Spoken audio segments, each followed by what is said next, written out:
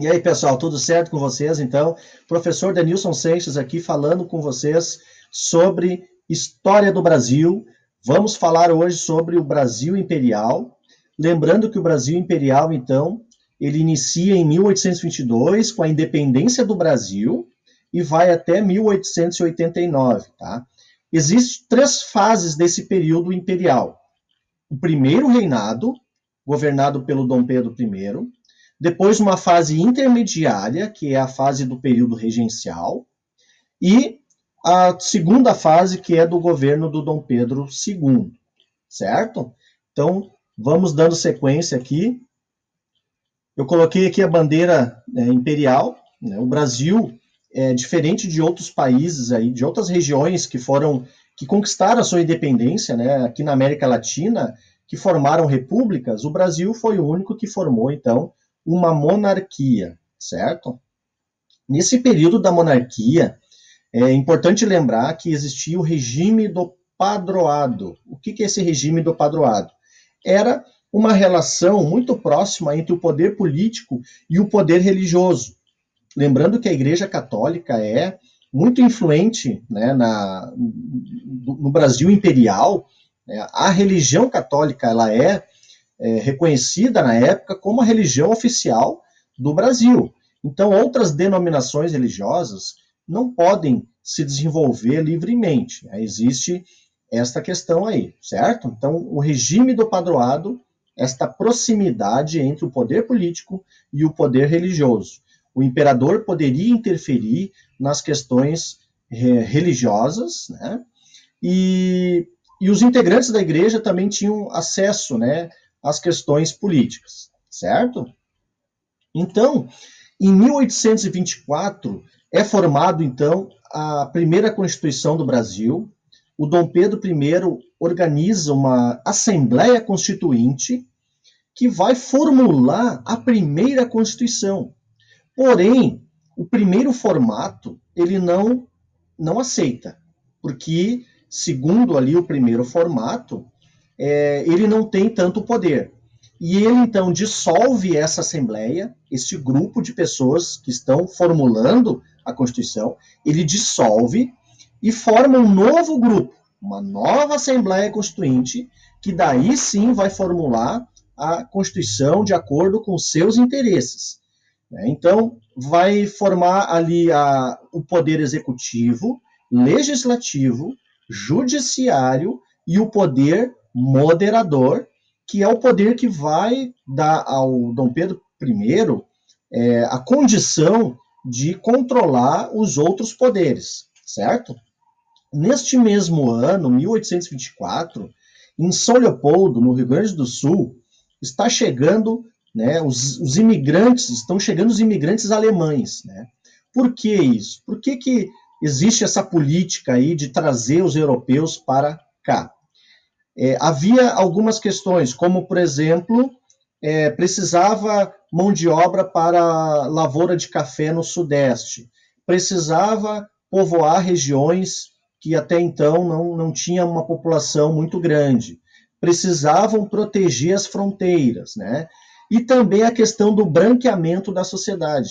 Existia uma política de branqueamento, né? Segundo a ideia deles ali, dos políticos e de alguns intelectuais da época, o Brasil precisava se formar como uma população branca, que segundo eles, esta mão de obra branca, né, essa população branca, traria progresso para o Brasil, traria desenvolvimento econômico para o Brasil, e que segundo eles, a visão deles, né, isso não seria possível com os africanos e os indígenas, certo? Então, uma visão bem preconceituosa aí da época, certo? Vamos lá. Crise do primeiro reinado. Lembrando que o primeiro reinado, então, ocorreu de 1822 a 1831. Né? A popularidade de Dom Pedro I estava em baixa, porque ele era acusado de se preocupar muito com as questões lá de Portugal. Ele também se envolveu com a chamada Guerra Cisplatina. Cisplatina é onde hoje é o Uruguai, né? Que foi incorporado ao Brasil durante o reinado ali, o governo do Dom Pedro do Dom João VI, né? E agora, então, ocorreu esse processo aí de independência do Uruguai, e nesse contexto, então, o Brasil acabou tendo gastos, né, com esta guerra. Então, o Dom Pedro I ficou com uma imagem bem prejudicada nesta época. Inclusive, ele começou a fazer visitas às províncias, né? As províncias é o que hoje são os estados, né? Então, retornando de Minas Gerais ao Rio de Janeiro, né, os seus apoiadores, né, fizeram uma mobilização positiva, né, de acolhimento ao Dom Pedro I, porém houve a oposição, né, a população que estava descontente com o Dom Pedro I se mobilizou, então ocorreu ali um choque entre os apoiadores de Dom Pedro I e o grupo que era opositor, né? Então, foi a chamada Noite das Garrafadas, tá? Então, a partir disso, é importante aí esse contexto da Noite das Garrafadas como um movimento de oposição ao Dom Pedro I. E em 1861, então, ele abdica, né? Ele desiste do governo e deixa no Brasil o seu filho, né, o herdeiro, com 5 anos de idade. Só que não tem como governar com 5 anos de idade. Então, nesse período ocorre o período regencial, que é a fase intermediária, que vai de 1831 a 1840, onde pessoas, né, políticos que não são da família, né, imperial, governam. Então, existe a formação de uma regência trina provisória, a regência depois trina permanente e depois uma regência una, certo? Esse período é um período bem conturbado, com várias revoltas, a Sabinada, a Balaiada, a Cabanagem, a Revolta dos Malês, a Revolução Farroupilha. Então, no sentido de acabar com essas revoltas e tentar ter um controle novamente do país, se pensa então em fazer um movimento político, né, nesse período, que é o golpe da maioridade, né, fazendo com que o Dom Pedro II, então, com 14 anos de idade, ele já tenha a condição de maioridade, né, e podendo, a partir disso, então, governar o Brasil, certo? Durante, então, esse período do segundo reinado, ocorre a formação de algumas políticas ali relacionadas à questão da escravidão. Existe a formação, uma pressão muito grande da Inglaterra para que o Brasil acabe com a escravidão, porque os ingleses querem que o Brasil se torne um país de assalariados e não mais de escravos, porque se tivesse então essa população assalariada, pudessem comprar as mercadorias inglesas que estavam entrando aqui no Brasil, né? Então, aos poucos, o Brasil foi criando algumas leis para acabar com a escravidão, para mostrar para os ingleses, ó, nós estamos nos mobilizando, então, criando algumas leis e aos poucos vamos acabar com a escravidão, certo? Eu vou falar um pouquinho sobre isso logo adiante. Existe a crise do segundo reinado porque existe, por exemplo, algumas questões, a questão religiosa, a questão política e o terceiro fator, a questão do abolicionismo, né? Então, a questão religiosa, algumas pessoas ligadas ao poder político são da maçonaria, e isso, então, é uma questão, problema, né, para a Igreja Católica, que é muito ligada ao governo também, né? Então, existe essa situação conturbada aí entre a questão da religiosidade, né, e os maçônicos, né?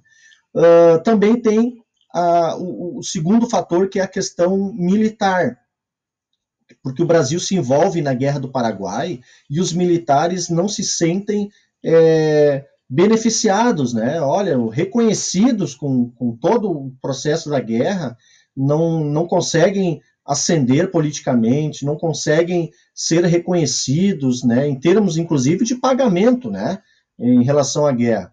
Então, os militares também começam a ficar contra o Dom Pedro II, certo? E a terceira questão é a questão do abolicionismo. Existe um movimento abolicionista, né? Existe a pressão da Inglaterra para acabar com a escravidão. Então, como eu estava falando, o governo cria algumas leis, como, por exemplo, a Lei Eusébio de Queiroz, que acaba com o tráfico de escravos, a Lei do Ventre Livre, onde o filho da escrava já nasce livre, também a Lei dos Sexagenários, que o escravo com 60 anos de idade se torna livre, e, por fim, né, a Lei Áurea, em 1888, que acaba, então, de vez com a escravidão, certo? Então, fizemos aqui um resumo sobre o Brasil imperial, então, importante período aí, essa fase bem conturbada aí, com algumas revoltas, né, e um poder político autoritário. Lembrando só que o segundo reinado, ali, o reinado do Dom Pedro II, o Dom Pedro II ele é diferente do Dom Pedro I no sentido de que ele é uma pessoa mais preparada para governar. Ele é um intelectual, ele é uma pessoa à frente do seu tempo, uma pessoa ligada à tecnologia. Então, é bem importante esta diferença, uma pessoa letrada, né? Uma pessoa que tem essa preocupação aí com o avanço da tecnologia. Lembrando também que nesse período existe um processo de industrialização já do Brasil, né? Com o Barão de Mauá, que é um empresário, um empreendedor muito importante da época, que desenvolve a iluminação pública, ferrovias, investimento em bancos, né? Então, uma pessoa muito importante nesse período do segundo reinado, o Barão de Mauá.